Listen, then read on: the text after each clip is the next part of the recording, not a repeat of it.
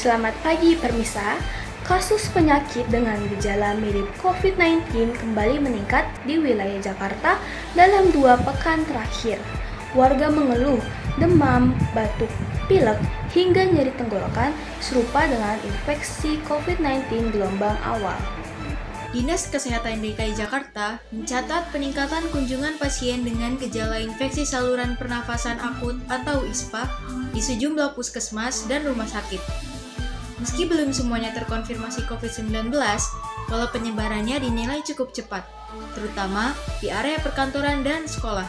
Pejabat kesehatan menyampaikan bahwa lonjakan kasus ini dipicu oleh perubahan cuaca, tingginya mobilitas masyarakat, serta rendahnya kesadaran penggunaan masker saat berada di ruang tertutup. Selain itu, beberapa warga masih mengabaikan etika batuk dan aturan isolasi mandiri saat merasa tidak enak badan.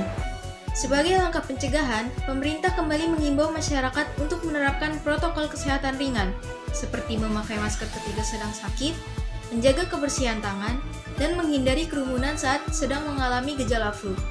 Vaksinasi booster juga tetap dianjurkan bagi kelompok rentan. Dinas Kesehatan menegaskan bahwa fasilitas kesehatan di Jakarta masih dalam kondisi siaga dan mampu melayani lonjakan pasien. Namun, kewaspadaan masyarakat tetap diperlukan agar gelombang penyebaran tidak semakin luas. Selain peningkatan jumlah kunjungan ke puskesmas, tenaga medis melaporkan bahwa sebagian pasien datang dalam kondisi yang sudah cukup berat karena menunda pemeriksaan sejak gejala awal muncul. Kebiasaan menunggu hingga sakit semakin parah menjadi salah satu faktor yang memperbesar resiko penularan di lingkungan terdekat. Padahal, menangani gejala sejak dini dapat mengurangi resiko komplikasi, terutama bagi lansia dan penderita penyakit bawaan. Pemeriksaan cepat sangat disarankan agar dapat memastikan apakah pasien hanya mengalami flu biasa atau infeksi yang lebih serius. Data sementara menunjukkan tren kenaikan paling besar terjadi setelah periode libur panjang dan perubahan cuaca ekstrim. Aktivitas masyarakat di ruang tertutup seperti perkantoran, transportasi umum, serta pusat perbelanjaan turut berperan mempercepat penyebaran.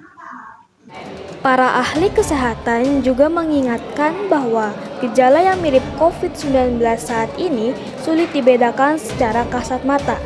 Itulah sebabnya masyarakat diminta lebih peka terhadap kondisi tubuh sendiri dan tidak memaksakan diri tetap beraktivitas saat sedang sakit.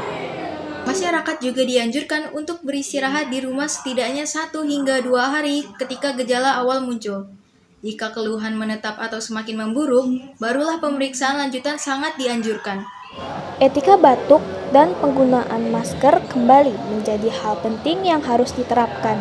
Menutup mulut dengan siku bagian dalam atau menggunakan tisu sekali pakai dapat membantu mencegah penyebaran droplets ke sekitar. Selain itu, pemerintah mengimbau pengelola gedung dan tempat umum untuk meningkatkan sirkulasi udara. Ruangan tertutup tanpa ventilasi dianggap sebagai salah satu lokasi dengan tingkat resiko penularan yang paling tinggi. Meningkatkan daya tahan tubuh dengan konsumsi makanan bergizi, istirahat cukup, dan aktivitas fisik ringan juga menjadi bagian penting dalam menjaga kesehatan.